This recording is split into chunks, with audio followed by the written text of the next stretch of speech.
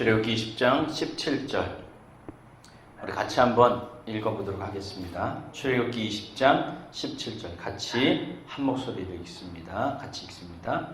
너희 이웃의 집을 탐내지 못한다. 너희 이웃의 아내나 남종이나 여종이나 소나 낙이나 할 것 없이 너희 이웃의 소유는 어떤 것도 탐내지 못한다. 말씀 제목 같이 한번 읽도록 하겠습니다.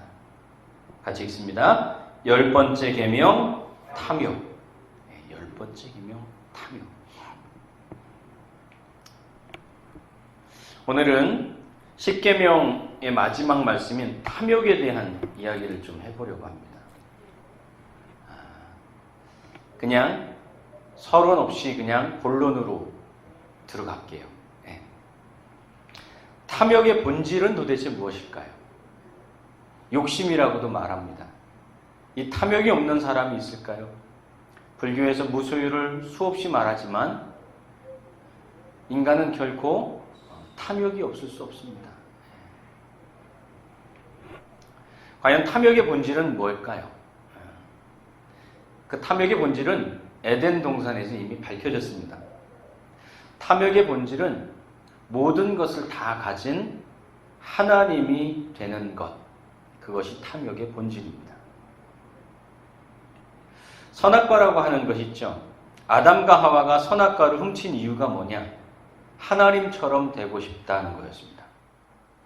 뱀의 유혹도 네가 그것을 따먹으면 하나님처럼 된다였습니다. 선악을 분별할 수 있게 된다. 그러니까 선악과는 지식의 열매입니다. 선악을 분별하는 지식을 갖게 하는 것. 인간은 사실은 지식에 대한 갈망으로 이만큼의 문명을 이루어왔죠. 지식에 대한 갈망 때문에 과학이 발전하고 또한 우리는 더 많은 것들을 알아가게 됐습니다. 그렇지만 여전히 우리는 퀘스천 마크를 가지고 살죠. 살다 보면 왜 나한테 이런 일이 생기는 거야? 라는 질문이 우리에게 있습니다. 저 사람을 보면 걱정도 없고 근심도 없고 행복한 것 같은데 왜 나한테 이런 일이? 그래서 인간입니다. 다 알 수가 없습니다. 모든 사람이 다 왜 나한테라는 질문을 가지고 살아갑니다. 왜 나한테? 좀 전에 광고했듯이 울릉도 동기 목사도 역시 그럴 겁니다. 왜 나한테? 그 친구는 정말 동기들 가운데에서도 훌륭한 친구입니다. 책도 너무 많이 읽고요. 지식도 너무나 많이 있고 성품도 너무나 좋고 그런 친구입니다. 근데 왜 그 친구한테 그런 일이 있을까? 인간은 이 왜라는 질문에 갇혀 사는 존재입니다. 그것을 벗어나지 못해요. 그 왜라는 질문을 깨뜨리는 순간이 언제냐? 주님을 만날 때겠죠. 그러니까 인간은 왜라는 질문 안에 있는 존재예요. 그런데 탐욕은 무엇이냐? 내가 하나님처럼 모든 것을 휘두르며 알고 퀘스천 마크 없는 궁금증 없는 삶을 살고 싶은 욕심 갖게 되는 겁니다. 에덴 동산에서의 삶은 단 한 가지만 안 되는 삶이었습니다. 단 한 가지. 그것은 무엇이냐? 늘 눈에 띄고 지나가다가도 보이고 하나님이 이 에덴 동산에 있는 모든 것은 다 네 마음대로 하라고 했습니다. 근데 못 하나 튀어나온 것처럼 그게 늘 걸리는 거예요. 왜? 왜 안 되는데? 왜 저거는 안 되는데? 이게 걸리는 거예요. 왜? 그게 거슬리고 마음에 안 들어요. 그 죄의 습성이 우리 속에도 여전히 남아있죠. 다른 건 다 좋은데 그것 하나가 마음에 안 들면 그게 계속 걸려요. 그래서 그 사람이 싫어져요. 우리의 자녀들도 너무나 이쁘고 귀한데 어느 것 하나가 눈에 걸려요. 그러면 그게 눈에 거슬리고 그 작은 것이 항상 보이게 됩니다. 다 가진 자가 이웃의 한 마리 양을 기어코 빼앗아 오고 싶은 것. 그게 탐욕입니다. 그게 선악과를 향한 마음이에요. 다 갖고 싶은 마음. 탐욕의 본질은 뭐냐? 내가 하나님처럼 되고 싶은 비뚤어진 마음이에요. 그게 탐욕입니다. 하나님은 생명을 주시죠. 하나님의 결론은 생명입니다. 그렇죠? 그러나 죄는 욕심이 잉태해서 나오고 사망은 죄를 통해서 나옵니다. 그래서 선악과에 손을 댄 인간이 바로 죄와 사망으로 걸어가게 되는 거죠. 자, 그렇다면 탐욕의 본질이 무엇인지 알았습니다. 하나님처럼 되고 싶은 거예요. 인간인데. 탐욕의 특징은 뭡니까? 탐욕은 어떠한 일들을 만드는가? 첫 번째, 가장 가까운 곳에 있는 우상이 탐욕의 특징입니다. 제일 가까운 곳에 있어요, 탐욕은. 오늘 말씀해 보면 너희 이웃의 집을 탐내지 못한다, 그렇게 말했습니다. 그러니까 탐욕은 내 이웃의 집이라고 하는 탐욕과 욕심의 대상이 가장 가까운 데 있는 것이라는 것을 상징하는 거죠. 이웃은 늘 가까이 있는 존재 아닙니까? 예수님도 그랬어요. 네 가족 중에 원수가 있다. 그 말이 진짜 맞습니다. 네 가족 중에 원수가 있다. 멀리 아프리카에 있는 사람이 여러분의 원수가 아닙니다. 옆에 있는 사람이 원수인 거죠. 1계명은 너는 나 외에 다른 신을 내게 두지 말아라 입니다. 바깥에 있는 우상이에요. 바깥에 있는. 그러나 10계명은 탐내지 말라는 가장 가까이 있는 내 안에 있는 내 내면 속에 자리 잡은 우상을 지적하는 거예요. 탐욕은 우리 삶에 가장 가까이 있는 우상이고 가장 영향력이 강한 우상입니다. 탐욕은 내게 필요한 것 이상을 가지고도 바라고 버리지 못하는 마음. 이게 탐욕입니다. 제가 이사를 하면서 한 10년, 20년 이사를 하면서 짐을 싸잖아요. 참 신기한 것이요. 10년, 20년 동안 단 한 번도 꺼내보지 않은 짐이 여전히 와요. 짐의 반을 갖다 버렸는데도 여전히 1년 내내 한 번 꺼내보지 않는 짐이 저 구석에 들어있어요. 서랍 어딘가에. 쓰레기까지 같이 오더라니까요. 근데 그것이 남아있어요. 그것이 바로 우리의 마음속에는 욕심이에요. 두 번째 탐욕의 특징이 뭡니까? 인간성을 파괴한다. 탐욕은 인간성을 파괴합니다. 또한 인간관계를 파괴한다. 그렇게 말하죠. 욕심은 모든 관계를 파괴하는 이유가 됩니다. 관계가 삐뚤어지는 출발점이 어디냐? 욕심이에요. 욕심. 여러분, 탐욕의 메시지가 뭡니까? 탐욕의 메시지. 내 마음에 안 들어옵니다. 내 마음에 안 들어는 뭐냐? 뭔가 부족하다 이 말입니다. 내가 부족하든 네가 부족하든 부족하다 이 말입니다. 근데 정말 부족할 수도 있습니다. 우리는 게으름을 가지고 있는 존재이기 때문에. 그때는 노력해야죠. 변해야 돼야죠. 그러나 탐욕의 메시지는 부족하다는 거예요. 너는 저 사람 때문에 손해봤어 라는 것이 이 탐욕이 우리에게 주는 메시지입니다.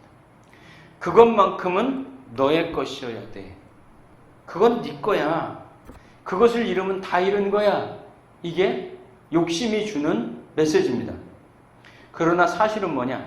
그것만 포기하면 더 많은 것을 얻게 되는 것이 사실이에요. 근데 욕심은 그렇게 말합니다.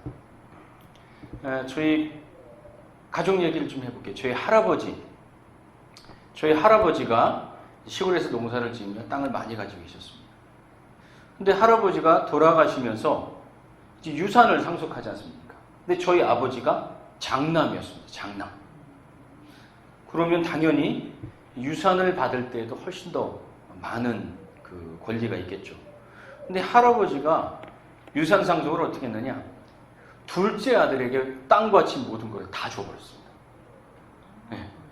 우리 아버지가 잘못을 했다거나 관계가 안 좋다거나 그런 게 아니었습니다. 그게 아니라 둘째 작은아버지, 작은 어머니죠. 작은 어머니가 유산을 다 물려주지 않으면 죽어버리겠다고. 들어 넣어버릴 겁니다. 예, 죽어버리겠다고. 그러니까 할아버지가 어쩔 수 없이 둘째 아들은 같이 살면서 농사를 지었었거든요. 그러니까 다 물려줘 버린 겁니다. 우리가 아버지도 지금까지 모셨고 그러니까 유산을 다 줘야 된다. 그러니까 저희 어머니는 억울할 수도 있죠. 예. 그러니까 막 답답해하고 분통을 터뜨렸어요, 사실은. 자, 그런데 신기하게 그 당사자인 저희 아버지는 아무 말씀을 안 하시는 거예요. 물론 저희 아버지는 아쉬울 게 없었어요. 예. 이미 경찰관이셨고, 그리고 집을 열심히 일해서 돈을 모아서 집도 있었고, 그리고 그냥 먹고 살만 했으니까요, 사실은. 그렇다 하더라도 돈 앞에서는 욕심이 나게 돼 있습니다. 아마 그 땅을 아버지가 유산으로 받았으면 저도 참 아쉽지 않게 살 텐데 이게 뭐 한두 평이 아니었으니까요. 예. 근데 아버지는 아무 말씀도 안 하셨습니다. 근데 부모님이 다 돌아가시고 난 지금 저희는 아버지를 존경하고 있고 또 아버지의 형제들도 누구 하나 아버지에 대해서 감정 있는 사람이 없습니다. 모두 다 아버지를 그리워하고 존경합니다. 만약 저희 아버지가 그때 개싸움을 했다면 재산을 놓고 개싸움을 했다면 아마 모든 관계는 다 파괴돼 버렸을 겁니다. 탐욕은 인간관계를 다 파괴시키는 거죠. 이게 탐욕의 특징입니다. 세 번째, 만족이 없습니다. 이 예화를 들면은 탐욕의 특징을 욕심의 특징을 말할 수 있습니다. 제가 자주 하는 얘기입니다. 세계 최고의 부자였던 록펠러라고 하는 석유왕이 있습니다. 이 석유왕에게 어느 날 기자가 찾아가서 이렇게 물어봤습니다. 당신은 세계 최고의 부자인데 정말 아쉬울 것이 없는데 얼마나 더 가지면 만족할 수 있겠습니까? 그러자 이 록펠러가 이렇게 대답합니다. 조금만 더요. 조금만 더요. 이게 록펠러의 명언입니다. 대답이죠. 여러분, 에덴 동산 이야기는 다 가진 사람의 이야기입니다.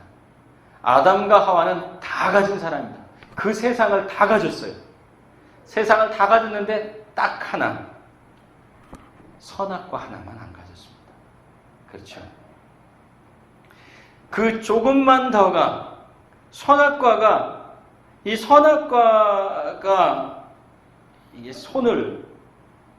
그 조금만 더라는 것 때문에 선악과의 손을 뻗게 된 이야기죠. 탐욕은, 욕심은 만족이 없습니다.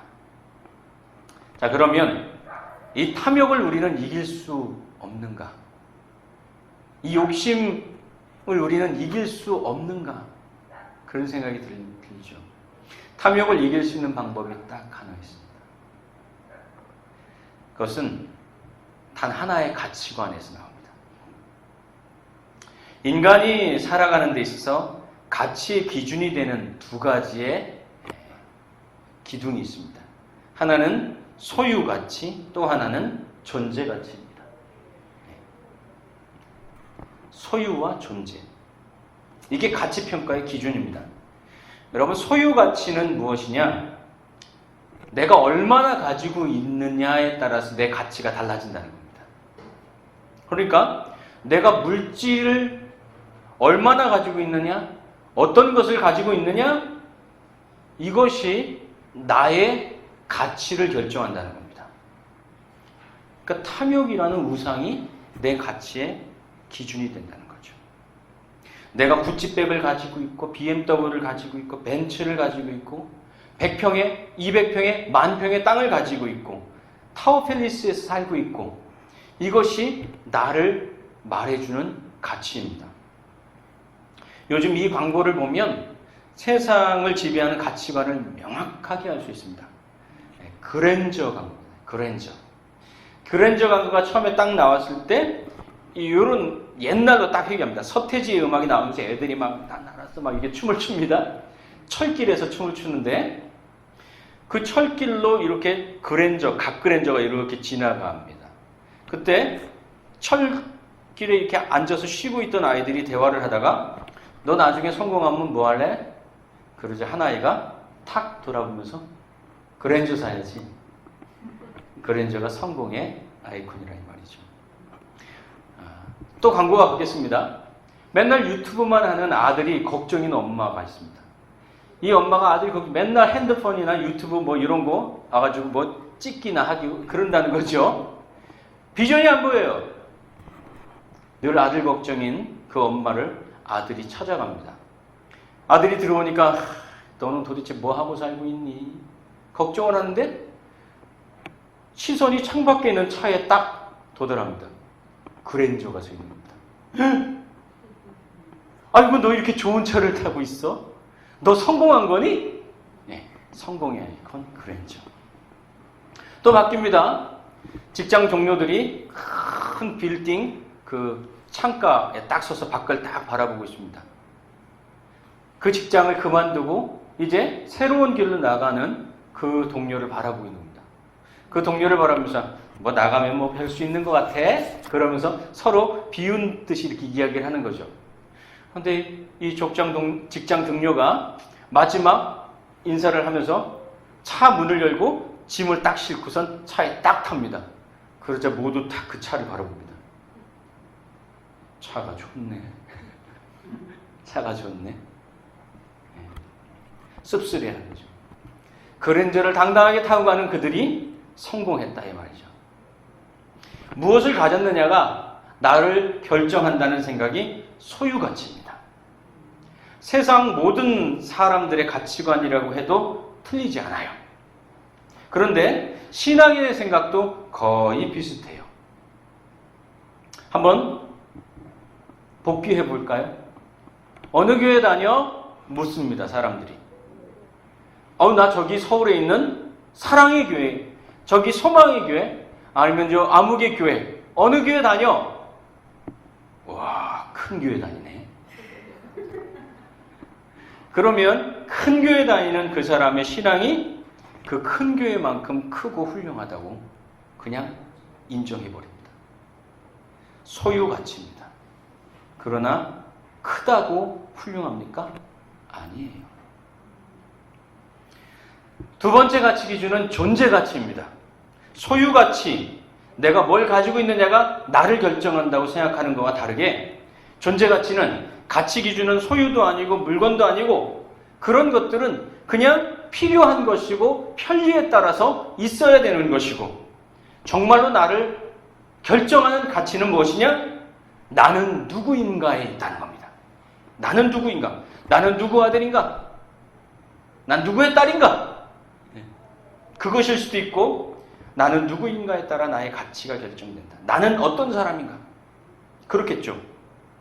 나는 누구인가?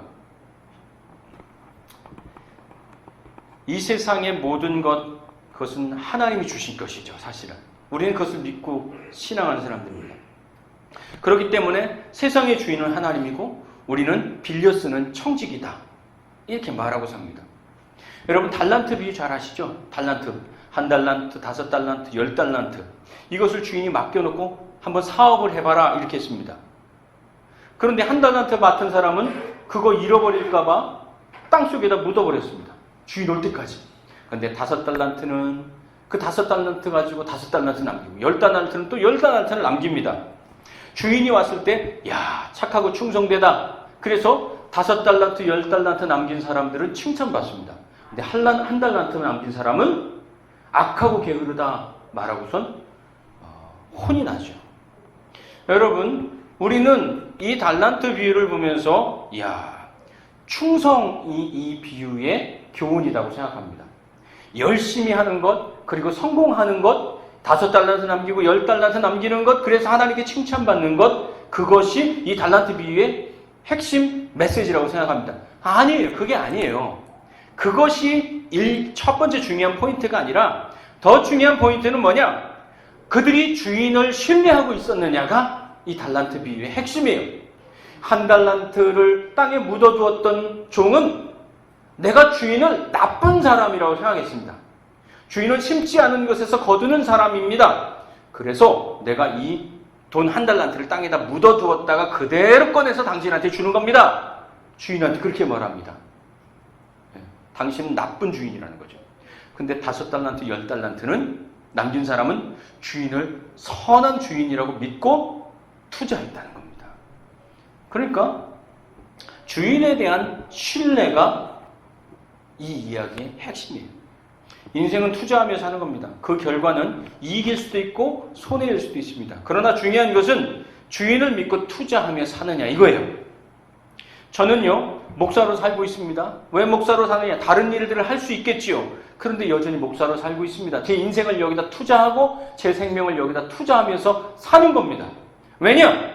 하나님이 그렇게 사는 내 인생을, 그렇게 사는 내 투자를 귀하게 보실 거라고 믿기 때문에 그렇게 하는 거예요. 안 그랬으면 벌써 정리하게 하고 갔겠죠. 제 친구 목사 이야기를 한 번 더 하죠. 울릉도에서 목회하는 친구. 그렇죠? 우리 교회를 건축할 때 그 교회도 같이 건축되었으면 좋겠다. 물난리가 나가지고 교회가 다 쓸려 나갔을 때. 그래서 건축 헌금에서 100만 원을 떼서 그 교회에다 헌금을 했습니다. 그렇게 해서 교회를 새로 지었죠.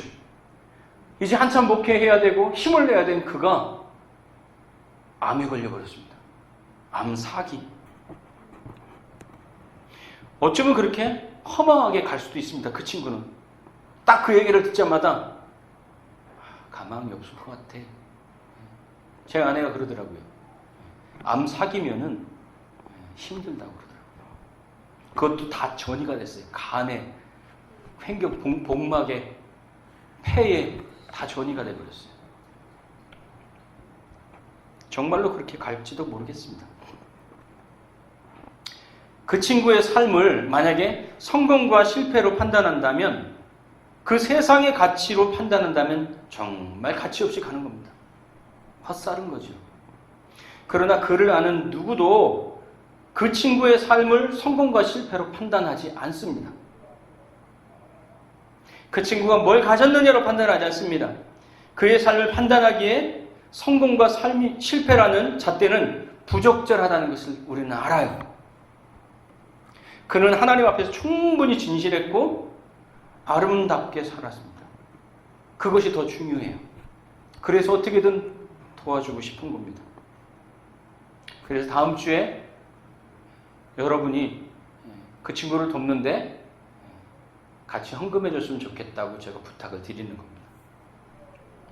제가 한 번도 그런 얘기 한 적이 없습니다. 우리는 고민합니다. 나는 누구인가? 그 고민에 우리의 대답은 하나님의 자녀이다. 인 거죠. 예수님이 우리를 위해서 죽어주시고 그것을 믿는 우리에게 자녀되는 은혜를 주셨습니다. 나는 하나님의 자녀다. 저는 열등감과 죄의식에 사로잡혀서 살던 사람이었습니다. 정말입니다. 열등감이 얼마나 많았는지 모릅니다.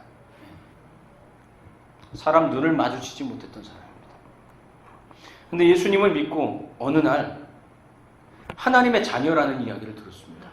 그런데도 마음의 이 열등감과 부담감과 죄의식, 내가 초라해 보이는 것을 견딜 수가 없는 거예요. 근데 어느 날 베드로가 예수님에게 저 죄 지은 사람을 몇 번 용서해 줘야 됩니까? 7번 하면 될까요? 그때 예수님이 베드로에게 70번씩 7번이라도 용서해라. 근데 그 말이 제 뒤통수를 치는 것 같았습니다. 70번씩 7번이라도 죄 지은 사람을 용서해 주라고 했다면 나도 하나님이 그렇게 용서해 주지 않을까? 70번씩 7번이라도 용서해 줄 만큼 하나님한테는 내가 귀한 사람이 아닐까? 그게 갑자기 믿어지기 시작한 거죠. 그분에게 나는 소중한 사람이구나. 그 순간 내 인생관이 바뀌어버렸어요. 달라졌어요. 그 누구 앞에서도 제 삶이나 물론 가끔 그런 게 올라오기도 합니다. 열등감이. 하지만 굉장히 많이 극복을 했습니다. 그래서 이 자리에 서 있는 거죠. 탐욕을 이기는 단 한 가지의 가치관은 무엇입니까? 바로 존재 가치입니다. 내가 어떤 존재이냐, 내가 뭘 가지고 있느냐 가지고 없느냐가 아니라 네가 누구냐 이 말입니다. 네가 누구냐. 고린도서 5장 17절에 그런즉 누구든지 그리스도 안에 있으면 새로운 피조물이라 이전 것은 지나갔으니 보라 새 것이 되었다. 이 말이 저에게 해방을 주었습니다. 더운 여름날 시원한 바람이 확 불어오듯이 제 가슴을 시원하게 해줬습니다. 나는 그리스도 안에 있다. 나는 하나님의 자녀이다. 바로 이것을 믿고 깨닫는 사람, 그가 바로 욕심대로 사는 사람이 아니라 하나님 자녀의 가치를 가지고 사는 사람이 되는 거죠. 오늘 말씀의 결론입니다. 탐욕은 첫째, 네가 다 가진 하나님이 되라고 합니다. 그러나 성경은 너는 하나님이 아니라 인간이라고 말합니다. 우리는 물음표에 갇혀 사는 존재예요. 왜 나한테 이런 일이? 그 물음표가 있기 때문에 인간이에요. 그 물음표가 없으면 이미 하나님인 거죠. 그러므로 인간은 주인이 아니라는 겁니다. 모든 것을 다 알고 다 소유한 존재가 아니에요. 심지어 생명도 내 것이 아니고 자녀도 내 것이 아니고, 그래서 내 맘대로 하며 살면 행복할 줄 알지만 내 맘대로 하며 살면 불행해지는 존재가 인간입니다. 내 맘대로 하며 살면 불행해져요. 내 몸도 내 맘대로 하면 고장나요. 내가 주인이 아님을 고백하고 주인이신 하나님의 뜻에 순종하며 살아가는 것. 우리의 삶의 자리는 어떻게 보면 부서진 에덴 동산이 아니에요. 내가 주인된 자리가 부서진 에덴 동산이에요. 아담과 하와가 주인되는 순간 에덴 동산이 부서졌어요. 하나님이 주인된 자리가 회복이 있는 에덴 동산이에요. 요한계시록의 주제가 뭡니까? 파괴된 에덴 동산이 다시 회복되는 것이 계시록의 이야기입니다. 누가 주인이냐? 내가 주인되면 부서진 에덴 동산이 되는 겁니다. 마지막 세 번째, 인간은 탐욕을 따라 사는 것이 아니라 하나님의 뜻을 따라 살아야 하는 겁니다. 왜? 여러분과 저는 하나님의 자녀이기 때문에 그렇습니다. 하나님의 일하심은, 그 자녀를 향한 일하심은 하나님의 뜻과 때를 따라서 나타나죠. 그러므로 자녀들께 사는 것은 그리스도 안에서 이전 것은 지나가고 새 것이 되어서 사는 삶이에요. 새 것이 되어서 기회를 얻는 삶, 살 기회, 다르게 살 기회, 다르게 살게 할 기회. 선악과 똑똑 따먹듯이 내 맘대로 해버리는 삶에서 하나님이 기뻐하는 삶으로 그 삶을 위해 선택하기도 하고 때로는 거절하기도 하고 때로는 기다리기도 하는 삶. 그래야 하나님의 뜻을 따라 살 수 있는 겁니다. 왜냐? 탐욕은 언제나 가장 가까운 이 안에 있기 때문에 그래요. 이 안에 있기 때문에 선택하고 거절하고 그리고 기다리는 삶에서 하나님의 뜻을 발견하게 되는 겁니다. 어제 한 목사